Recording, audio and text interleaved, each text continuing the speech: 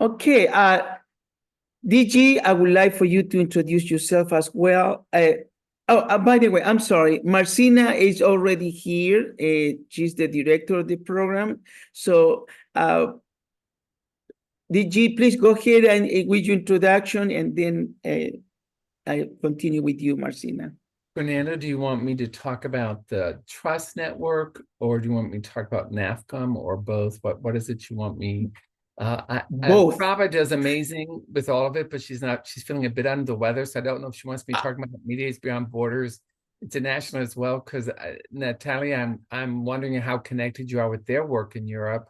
They do tremendous amount of peace work in Europe, and I don't want to speak for Prava, but I do recognize she's feeling under the weather. So I just didn't know which you wanted me to talk I about. would like for you to introduce with both so that they know what the kind of work you do and that we're doing here, promoting mediation centers as well. The trust network that we are working, to realize where the violence is hot. So especially now that we're in election time. And also I'm a member of Mediators Beyond Border International. So that's how I met Kai, who is a member of Patria, used to be a member of Patria, and indeed used to work. I mean, they work and collaborate together. They work together in Europe. And that's how came to know Marcina, Natalia, Kai, and everyone else, and going to Poland lately. So it was a great meeting and a great conference that we were there, and that's why I felt the need to bring that over here to the United States and try to promote it to South America and Central America and everywhere else, because I believe politics and terrorism began local. And everybody knows who is a neighbor who is in disarray, who is creating bullying everyone else, and it began local and it started expanding. And we had to keep in mind that migration is going all over the world because people are forced to migrate because of economy or because of war. Those are the reason why people migrate, and terrorists do too. So we need to keep that in mind, and that's what is important, to have a network that we can identify, things like that. And that's my cat. Sorry. I love it. No. Okay, well, that's exactly why I invite you guys, DG, Prava, and Dion, and so that we can see how we can network and continue moving forward in expanding our efforts. So go ahead, DG.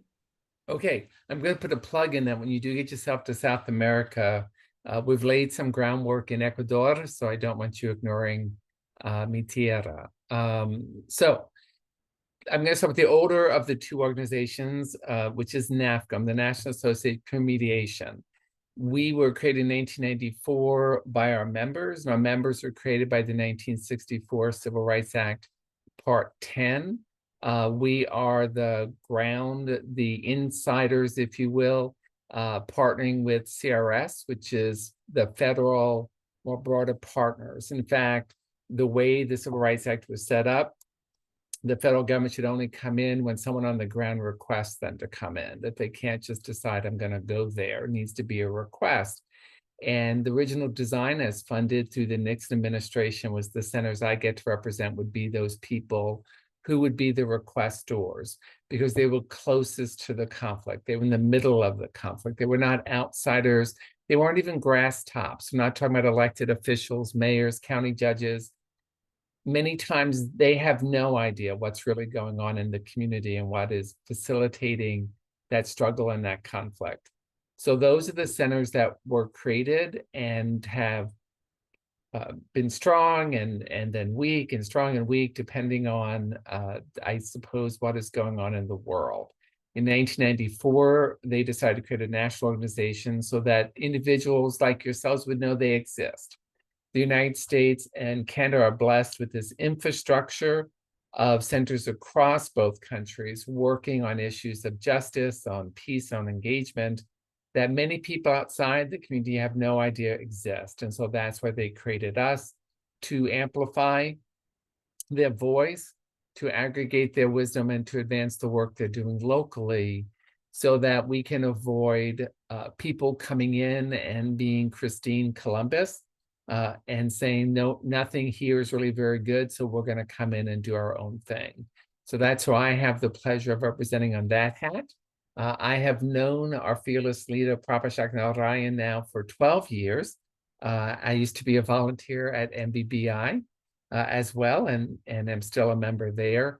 And back pre-pandemic, Prabha and I were going around talking to anyone who would listen, that we were very concerned, in particular in the United States of America, that there were significant fissions happening and that we need to pay attention to them. Most people pat us on the head and said, that sounds really nice, dear, but we got it under control.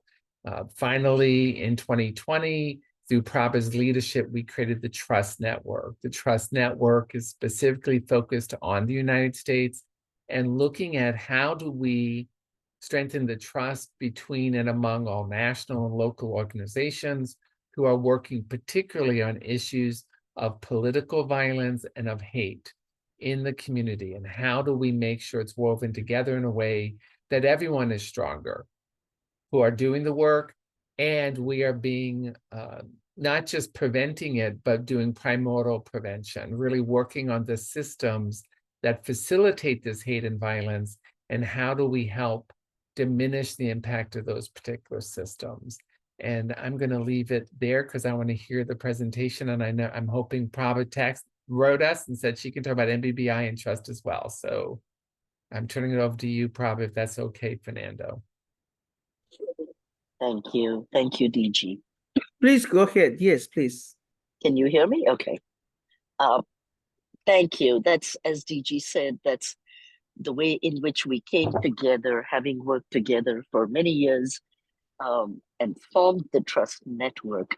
What I will add about Mediators Beyond Borders International is that we are an organization of global volunteers who are all peace builders, and we go where we are invited. Our teams are multinational, multi-ethnic, multidisciplinary, multiracial. We have a big focus on trauma-informed peace building in all that we do.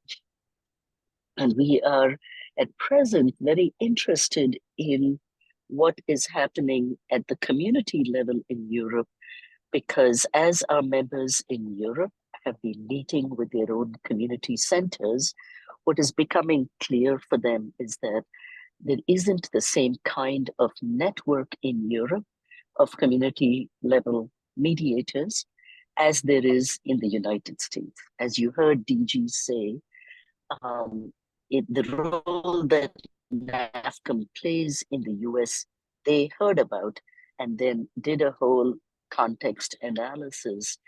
And one of the things that municipalities in London and in Spain and in Serbia and in The Hague are interested in is the kind of social cohesion and security building that we have started to do in the United States.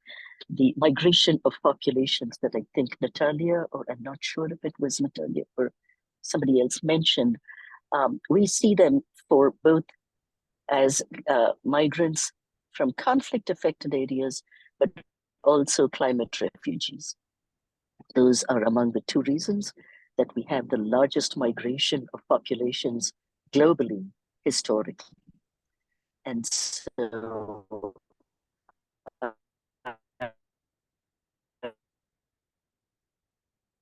Probably you're fading out if you can hear me. Prabha? I often say that many European organizations were ignoring what was going on in the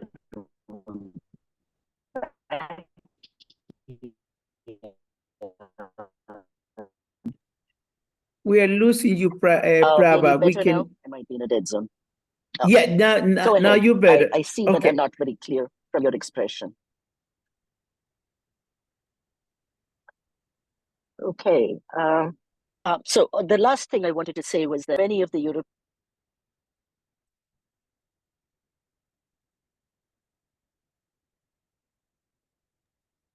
We lost you. Yeah, we did. I mean, sorry, Fernando. Okay. Oh, yeah, we lost her. Martina, why don't you introduce yourself, please? Hello. Yeah, I wanted to say good afternoon, but I have to bear in mind that there is a time difference. So good morning to you all. Apologies for being late, but unfortunately, you know that it was, also misunderstanding with the timing and many things at the same time. But I was really running, from back home to meet you. So my name is Marzena Kordarczuk-Wąs, and I'm not sure if Natalia already introduced herself and PPHS. Okay. So I cooperate with PPHS, with Polish Platform for Homeland Security, and I had the pleasure to be the coordinator of Indeed project, which we just finalized, but still we are, having the plans to work in the field. So actually, I'm the former cop. I was serving for the Polish police for 18 years. And currently, I'm working on the daily basis. I work for the European agency, which provides the training for law enforcement entities, which is located in Hungary, actually, not in Poland, but in Hungary. But I cooperate with the Polish Platform for Homeland Security, not only in relation to Indeed project, but already it will be, correct me, Natalia, if I'm wrong, but I think that it's already more than 5 years. So we cooperate in relation to Indeed, but also to the other projects. Actually, I was dealing nearly 20 years in the Polish police as a national coordinator of the preventive measures. So I was dealing with the social prevention, let's say. So I was designing and coordinating the preventive measures implemented by the police officers. However, in the close cooperation with the other entities and non-police entities. We call it social prevention. It means that we were dealing with the security threats, whatever it was, the identified. Last years of being in the police, dealing with the radicalization, but this radicalization leading to discrimination and the hate speech more, because it was a specific threat for Poland. But not only. Actually, for many years, I was dealing also with the cases of domestic violence, and and so let's say that those preventive measures, they were responding the security threat identified in the local communities. So we were helping and cooperating with the non-police organizations, institutions to prevent. So actually, very often I joke that my heart is preventive. Actually, so I'm doing the prevention more than 20 years, and actually, I'm also PhD in the social science, and the core of my scientific interest is focus on the prevention. So designing preventive measures, and the last years what we did with the Indeed project, more being focused also on the designing process, but also evaluation, because this is, the core for practitioners to know how to act efficiently.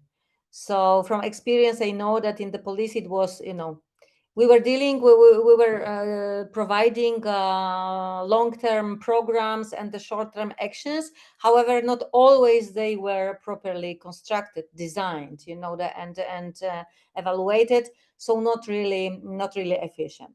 So making long story short, this is my my core interest and what I'm doing. And the last years I'm dealing intensively with the training.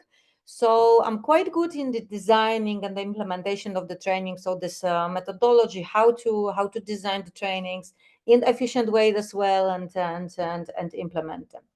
So yes, so that's it about me. Thank you, Martina. Hala, please introduce yourself. Hello, thank you, Fernando, for including me in this discussion. I am anxious to learn a little bit more. I am on the local level, so I am in Atlanta, Georgia, and I am currently a prosecutor, so I am law enforcement. I do work with police officers in some aspects. We do some training with them. My other hat on behalf of the city of Atlanta is also community engagement and outreach. And in that capacity, we try to do crime prevention. We try to understand concerns of the local community. We try to engage people so that they realize that we are there to collaborate and protect them, not to harm or hurt anyone. So establishing relationships from starting out with elementary school children dealing with drug and drug awareness and prevention to young adults to driver safety tips to senior citizens who are scammed by cyber and telemarketing security scams. So it's a really wide net that we cast. And my background is as a mediator as well. So I'm not just an attorney, but I am also a licensed mediator. I do not currently have time to engage in mediation. However, of course, as everyone knows who's a mediator, we use these skill sets all the time in our other capacities. And that is what I currently do. I have been to Europe several times. I love Europe. Congratulations, Fernando, on finishing that program. That's fantastic. I enjoyed watching your pictures. Yeah, I'm happy to listen and see what information I can glean from you all so that I can use that as another tool in my tool set to help. Thank you. Thank you, Hala. I appreciate it. Thank you very much for being here as well. Well, I'm going to introduce myself. Many of you already know me, but my name is Fernando Andrade. I am a peacemaker and mediator, and also negotiator and arbitrator. I have all those hats that I use in my career, but most of all, I like to work promoting peace and using the hallmark of NAFCAM. I'm a member of NAFCAM and also MBBI, and now I'm participating with Indeed and Patria, which is in Europe.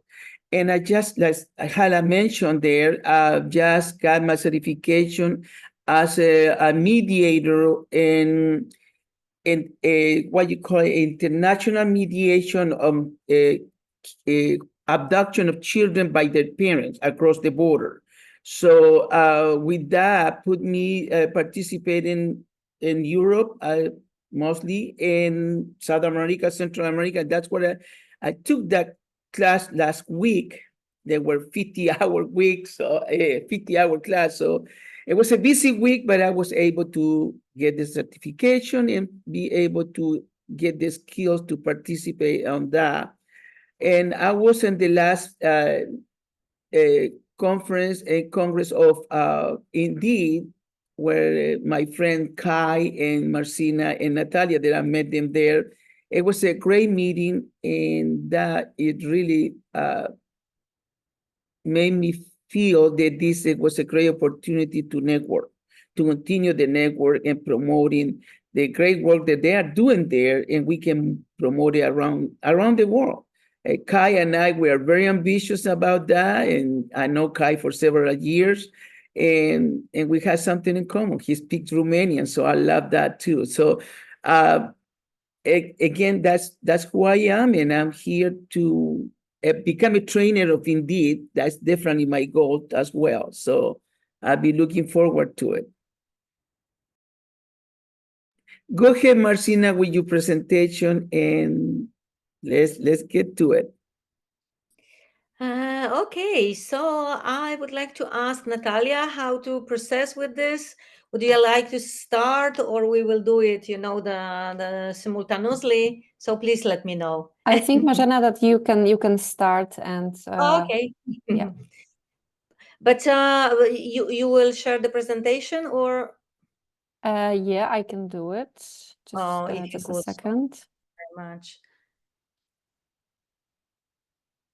I just gave you the opportunity to share whatever you need to share, Natalia.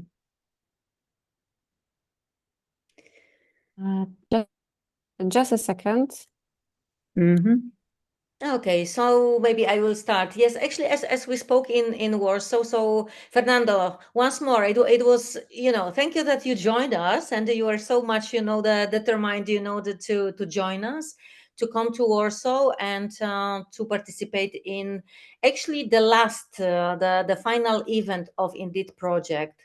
So as I mentioned, and as you know, the Polish Platform for Homeland Security, we were the coordinators of this huge project, implemented within the 3 years. And actually, we had a quite impressive consortium, as we had 19 partners from all around Europe, in total from 15 countries. So the Europe was nicely represented in this consortium. So the project, we decided, actually, the idea of this project derived from the practice.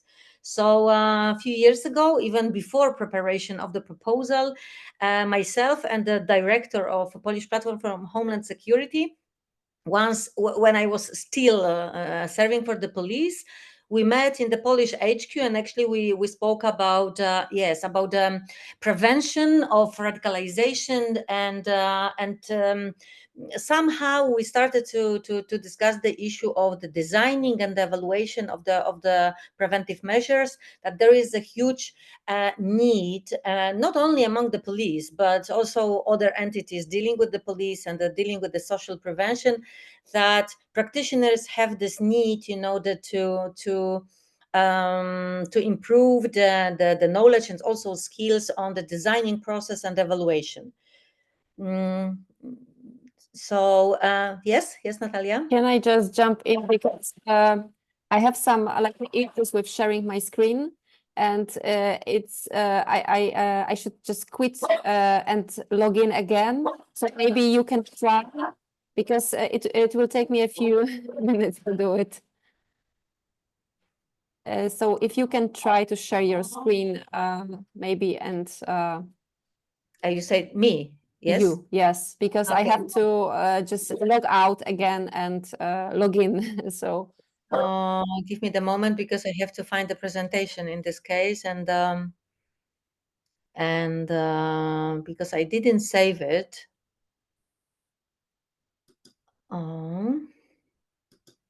So I'm trying to open it, and let me. Okay, I opened, so let me try. But how to do this in Zoom? yes, usually we use the Teams, and it's Exactly. So this is why I'm wondering, but I think that I managed. Is it possible to see?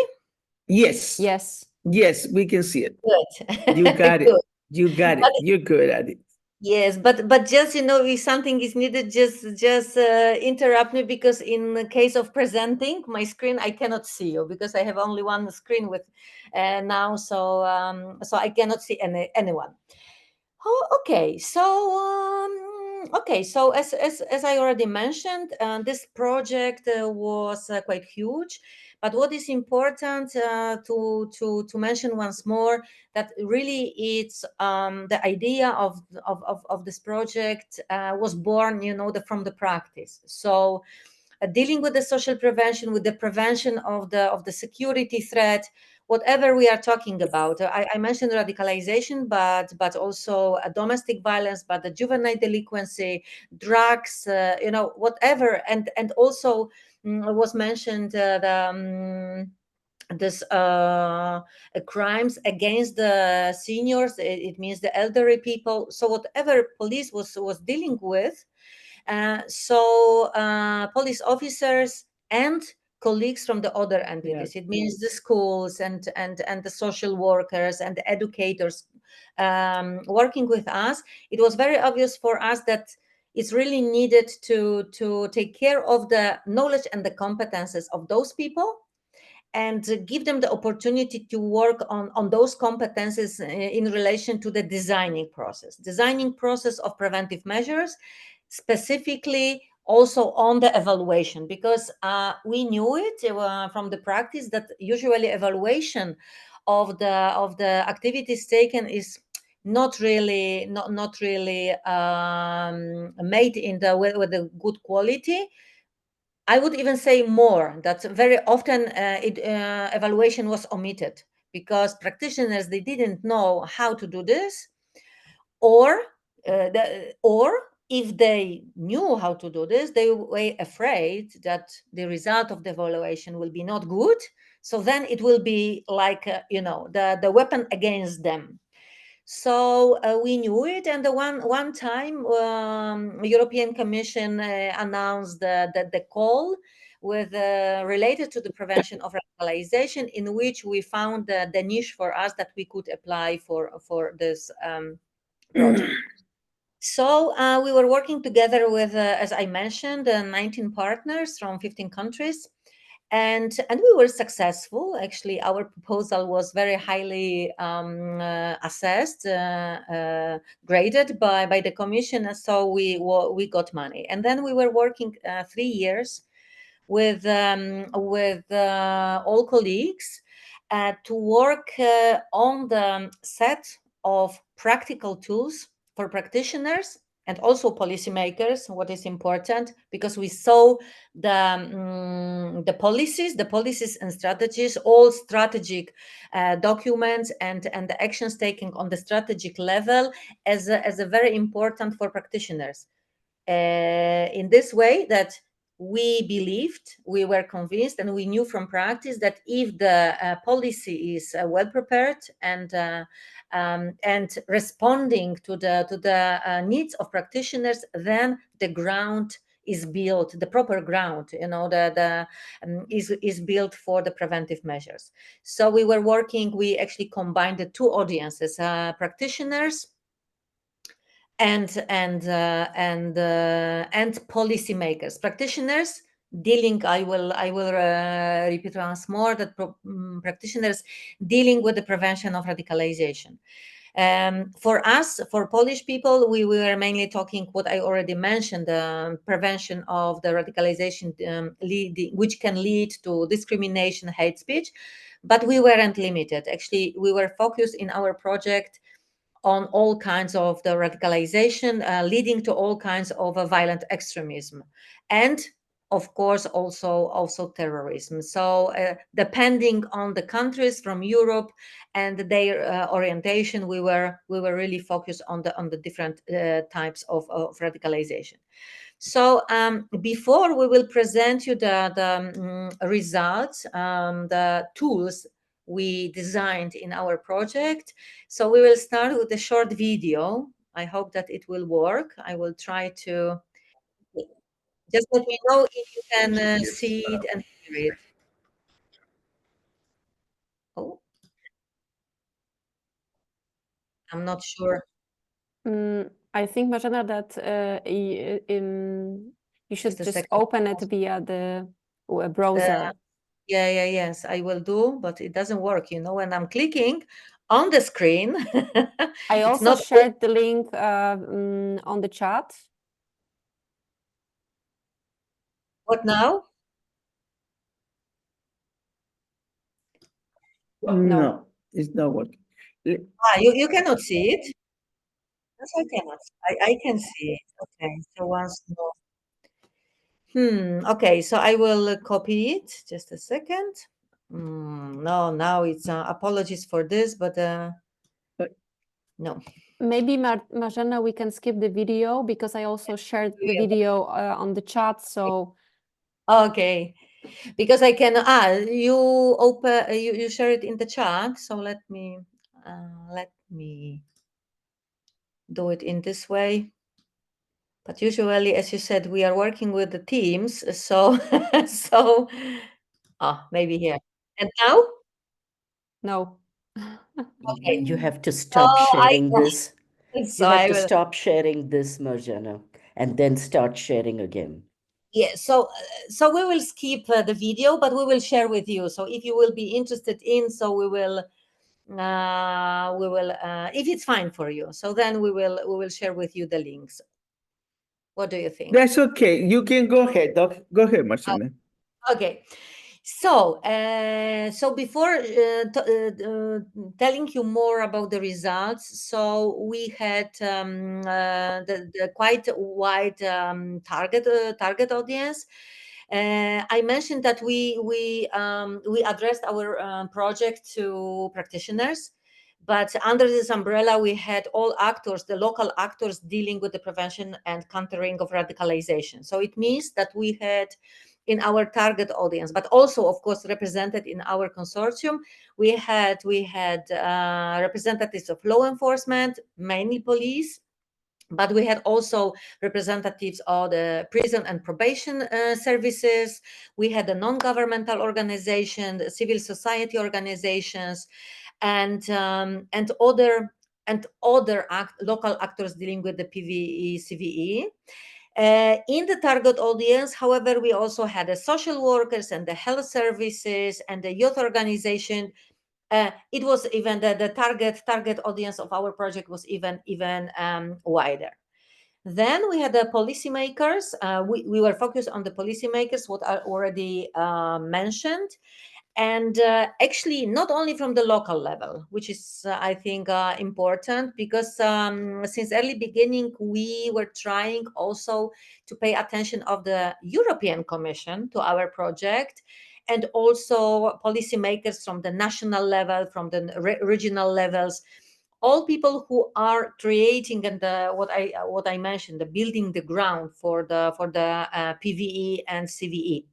So, and actually we were quite successful. I can say that since early beginning, the European Commission was really, they very early really realized that indeed is ongoing, and they were really interested because of the field of interest. It means that as the first, the evaluation, evidence-based evaluation, because actually the last years in Europe, there is a big interest in evidence-based prevention and evidence-based evaluation. So Commission saw our potential since early beginning.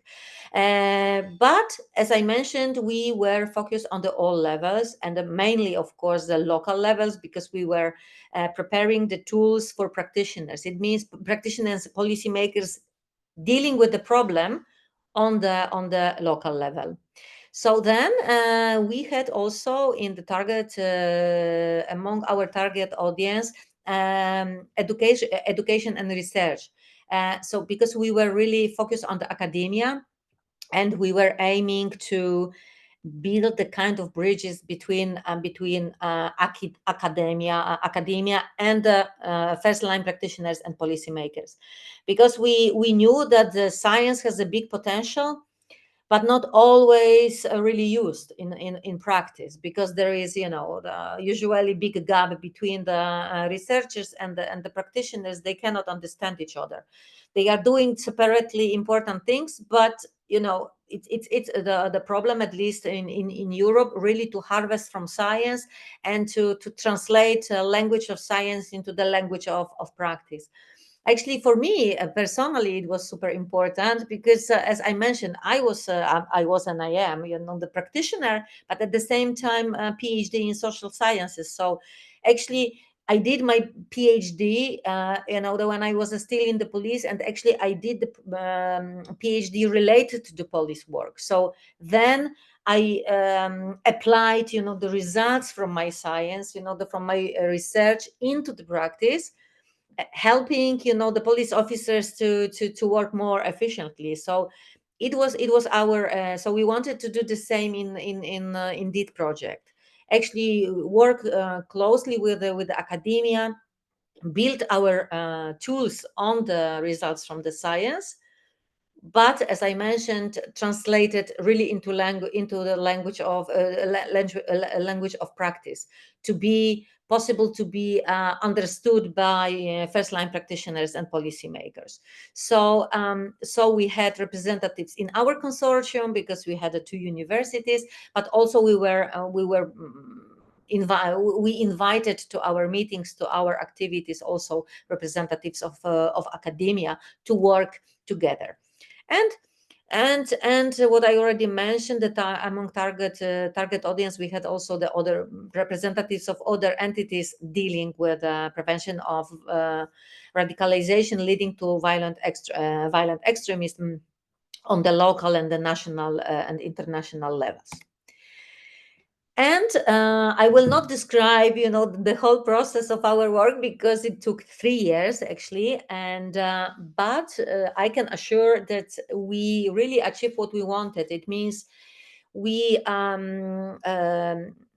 designing of our practical tools was based on the research. So it means that our colleagues from academia that were doing the research, they were checking what exist already in Europe, but not only, because we were also harvesting from UN, for example, from the good examples from all around the world. It means the approaches, tools, methods, how evaluation is done and how should be done, and then we ask. Because we didn't stop, after the research, so that we had the results, on the approaches to evaluation, but it wasn't the end. Actually, then we met, we implemented, conducted research, but with the practitioners and policymakers. So it means that we were asking people dealing in the local environments, with the prevention of radicalization and countering of radicalization, what they are doing, how they are doing, if they do the evaluation, if not, why they are not doing it. If when they were saying that they are lacking the competences in this area, so we were asking them, so okay, so what kind of competences you need? So and we identify the gaps and the barriers, whatever is causing in the local environment that this evaluation is not integrated in the preventive measures.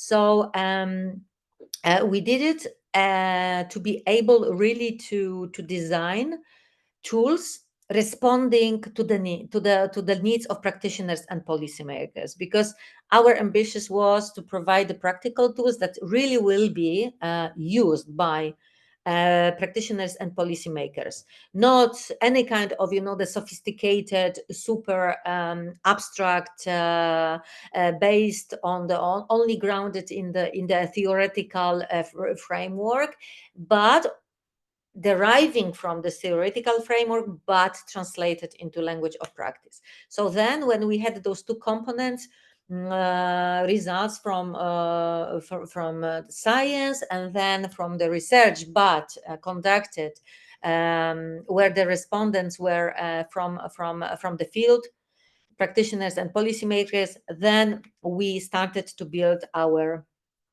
tools. And the final result, this is the comprehensive toolkit in which we have different components. So yeah. So in this toolkit, we have evidence-based evaluation package. So it means that in our toolkit, we have evidence-based evaluation model. This is a kind of the theoretical, how can I say it? Yeah, this is the theoretical model, but built on the basis of the science, on the approaches, methods, methodologies which we found in the literature, in the science. But it's important to say that this is not super sophisticated model. This is we provided the model which is as simple, which was designed as simple as possible. So it means this model only shows what kind of components, what kind of main stages we have to take into consideration planning and designing the evaluation, just to show first-line practitioners and policymakers how the evaluation should be designed. And then we have also two e-guidebooks and evidence-based evaluation tool, of course. This is the tool is also available on the web on the website. It's kind of this is not the tool that you are putting the data in and then it's operating and you are getting the result of evaluation. It has to be clearly understood since early beginning that this is not this type of tool. Our tool is a kind of guide consisted of different tabs, different components and steps that shows to the end user how the evaluation should be constructed. Should be designed. So what kind of components we have to take into consideration, what kind of steps, what types of evaluation, depending on the stage on which we are with our preventive measures. So so this tool is more detailed than the model, but also kept quite simple, I would say. So it was done per purpose because we actually we were consulting the tool, how it should look like, how it what kind of functionalities we should have it. We were consulting it all the time with the practitioners and the policymakers. It means people working in the field who has a limited time, not always, the being able to really to read and or to go through very complicated tools. However, at the same time, we were aiming to keep all components of evaluation and the steps and the elements that should really be taken into consideration to be sure that the evidence-based evaluation designed by us is properly designed. So it means that there is a high probability that the results of the evaluation will be correct. So so tool is has a more details, but as a third component, we have an e-guidebook. So the e-guidebooks, they are providing more details and also a bit of theory, like understanding of the evaluation, types of evaluation, approaches to evaluation, how to build the stakeholders engagement during the designing of evaluation, also it's conducting, etc., etc. So the e-guidebook leads the end user more in details, the how to understand this evidence-based evaluation process of designing and also conducting and utilizing of the results of evaluation. So this package is this evidence-based evaluation package is as a name is indicating, is a package, but all elements can be used separately. Yeah, so this is evaluation model. I will not go into details. We will share, I think that we will share this presentation with you. Correct me, Natalia, if I'm wrong, but I think that we can share it with you. So if Yes. you... And I'm also sharing the links just right away, so you can find it in the chat. Super. But we will share the presentation as well. Yes. I appreciate it. Thank you. Yes. So I will not describe in details, but what I already mentioned, that the tool, that it's important information. I think that tool was born, on the basis of the science. As the first, we had the model. We visualized how the whole components, how the evaluation should be built, evidence-based evaluation. This is important. And then on the basis of those components and the element stages, we build the tool. Tool is available on the page. It's a free of charge, so the end users interested in can just enter and to use. There is the video with the instructions and the introduction to the tool. So so it's very easy to understand how it works. And what I already mentioned at least a few times, it's not super sophisticated. It's really kept as simple as possible and really lead in the very intuitive way the end user through all components of this tool.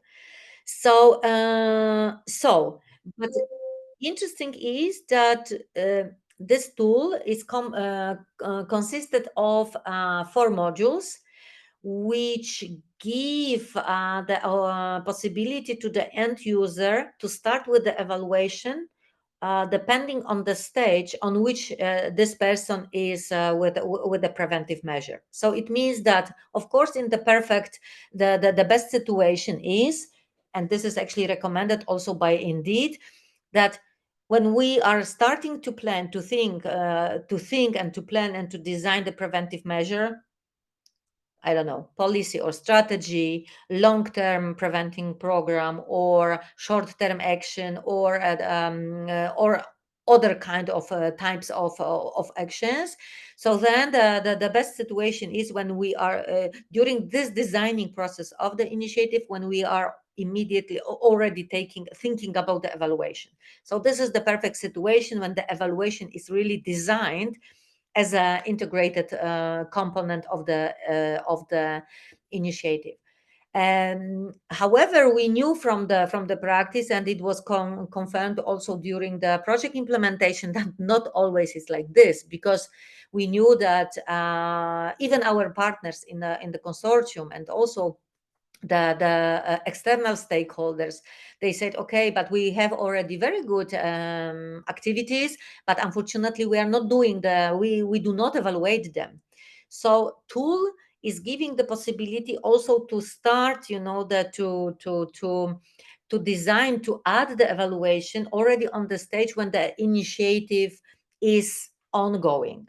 So the tool explaining how to do this, what kind of elements, components to take into consideration, and it gives the advices step by step, showing what should be taken into consideration and how it should be designed. And that there is the third module, which is advising. Not always it's possible, to be honest, but sometimes it is, that if the initiative is already ended but without evaluation, so this module recommends and advises on how to at least to do the evaluation of the results when the initiative is already ended. Of course, it depends on the how long how much time ago the initiative was finalized, but in some cases it could be still possible. And finally, we had a fourth module in our tool, which focuses on, we called them ad hoc interventions, because I mentioned that we were dealing with the law enforcement. So in the case of law enforcement, mainly they deal with ad hoc situations. It means something is happening, intervention is taken. Of course, this intervention is based on the procedures, on the algorithms, whatever is available for law enforcement. But their real evaluation usually is lacking in the ad hoc interventions. So we work, because in our consortium we had also law enforcement, we had the police from a few countries. So we were working on the how to do the specific evaluation, however, still how to process the evaluation after conducting the ad hoc intervention. So in our tool, they are on now. You see on the screen that this tool is main structure is divided in those 4 modules characterized by me. So first is for the evaluation as a part of initiative design. Then this module really leads through the process. Then the second, when the evaluation, how to design, how to plan the evidence-based evaluation. In the case of ongoing initiatives, the third one, completed initiatives, and the fourth one, so-called single cases, single cases, it means ad hoc interventions. Conducted by law enforcement, but not only, because we were also giving the examples that sometimes social workers, they also do the interventions. It means that they have to react when something is happening, so they have no chance to prepare, the initiative earlier. Nevertheless, usually in those cases, they use procedures, algorithms mentioned by me. So there is also possibility of thinking how to evaluate this kind of initiatives. So our tool advises how to do this. About the EAT guidebooks, I already said that there is a more details, and actually what I already said, the model tool and the e-guidebooks, they create the comprehensive package that can be used in practice. It means in the designing process, but also for the training purposes. Yes, the training package is translated into many languages. Actually, for you, I'm just checking what we have, but we have a Spanish, the Spanish version. So in South America, in some countries, maybe it would be also useful for you to use it. But of course, in English, you can you can use actually all results are prepared in English, of course, because it was EU-funded project, so the working language of the project was English. Yes, but we have translations also into the other languages. Actually, the countries represented in the consortium of the project. So then in our toolkit we have also training support package and the training package as such. So it means that we have two trainings. One is on the designing, implementing, and utilizing effective evaluations of PVV, ECVE, and the radicalization initiatives. And the second one is dedicated to the designing process, the process of designing of the initiatives with the evaluation in mind. So this is the training leading on the basis of the logic model. Of course, taking into consideration the theory of change, how to design the preventive measures, programs, actions, projects, however you will call it, in the evidence-based way, based on the theory of change and the logic model. So those two trainings, they are available in our toolkit in two formats. One is we have all materials like curriculum, agendas, and the supportive documents for the on-site version of both trainings. And then we have also two online trainings. So they are the self-paced courses that you can enroll yourself by clicking the link, enrolling yourself to registering and enrolling yourself to the course. And you can go through the modules and to use those two trainings on the two topics, actually two thematic areas. But it's not everything, because in this training support package and in our toolkit we have a series of the we called this knowledge products. So we have a podcasts, we have webinars, we have video interviews, the learning notes related, of course, to our courses. It means to those two thematic areas, to the designing of the evaluation and the designing of initiatives. So you can use it during the training, but also as a standing alone product. So just to listen and to learn how this designing process should look like. We had also train the trainers course. So in the toolkit you will find also the curriculum of the training dedicated to the trainers. the training was, of course, dedicated to the trainers who will train in the future about the Indeed products, train Indeed results. But still, there is a curriculum on the website in the toolkit. So, and the training manuals. So you, if you would be interested in, easily you can access it and to see what we have in those materials. Yes, so they are the online self-paced courses, as I mentioned. I will just add that all of them, they are consisted of the modules. So we created it per purpose like this, not to force the end user to utilize, the necessarily the entire training, which can take 2 days, that when you want to go module by module. But you can also take, the specific modules.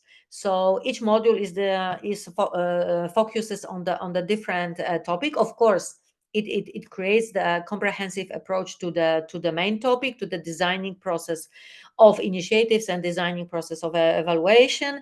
But it's also possible to use the separate modules. Excuse me, I have to leave in about 5 minutes. I'm just wondering if we can ask some questions. If you had scheduled it for a longer time, forgive me. Actually, I'm finishing. Actually, this Okay. is, on the slide you see the tools, so I will not repeat what I already said, but everything is available on the website. So on the slides we have only what I already said. So I will stop sharing, and we will share with you the presentation. So if you would be interested how the tools look like, and Natalia already shared with you the links in the chat box. So if you would be interested how the tool on the evidence-based evaluation look like, the tool which can help practitioners and the policymakers in the process of designing, so please feel free. In the case of additional questions, of course, we are staying in touch. So if you would like to know more, so you can always contact us. But if you have a questions, please feel free to ask, because as you can see, I'm very talkative and I can talk, about the Indeed and the result for ages. Well, So you I don't clearly want. care very deeply about this project. It certainly sounds like your heart and soul and your passion went into it. That is very clear.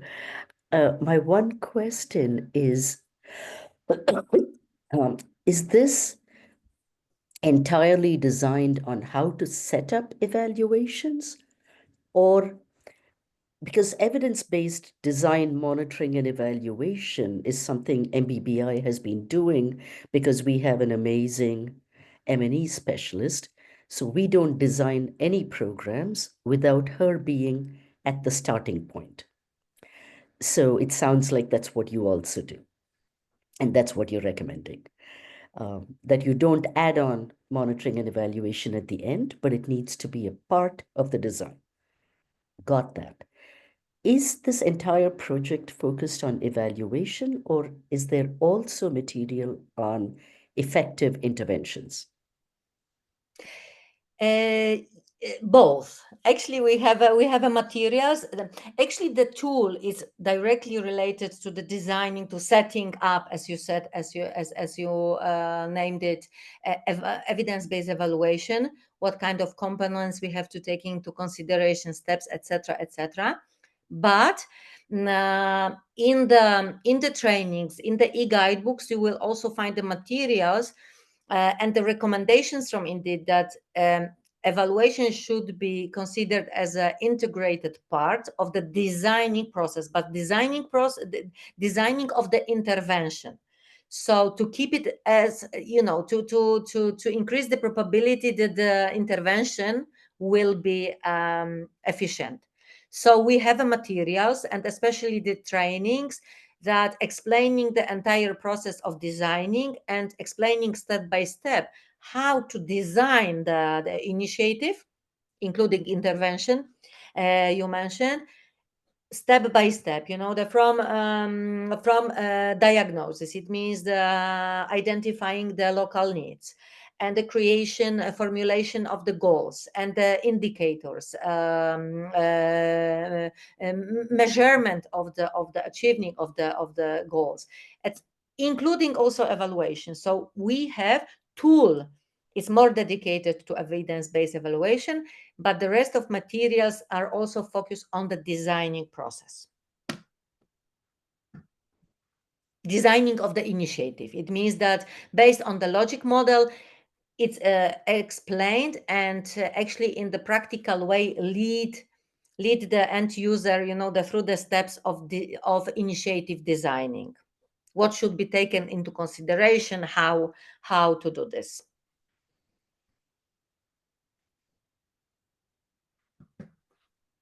Okay, thank you for your presentation. I appreciate your time. And I know it was a little bit difficult with the time difference and all that, but I really appreciate it. And it's something that is in my mind to connect, every part of the hemisphere, that we can connect and promote peace. That's the key, promote peace and work together to maintain the peace for as long as we can. Okay, thank you very much again. And if somebody has any other question, that will be it for the presentation. And I'm looking forward to, I'm going to stay in touch with you, Marcina and Natalia. So let's stay in touch. Thank you everyone for participating. Have a good afternoon. Thank you for inviting us, and yes, let's stay in touch. Bye-bye. Bye. Thank Fernando, you. I will share. I sent an email to see how I can get that self-paced study. So Can I just, all right. Can I just Yes, go say ahead. one thing, because you mentioned several times about the community engagement, about the building trust, etc. And we are just starting a new project related to community policing, which is about also in engaging communities and building trust as well. And of course, it's very difficult to be successful in engage in this kind of like activities. So maybe we can also let's say exchange information how you are doing it, because of course it's always good to share this kind of information, and we just have the new projects that will last 3 years. So maybe it will be also something that we can consider as as a topic to cooperate further. So just I wanted to bring it to the table today. So yeah.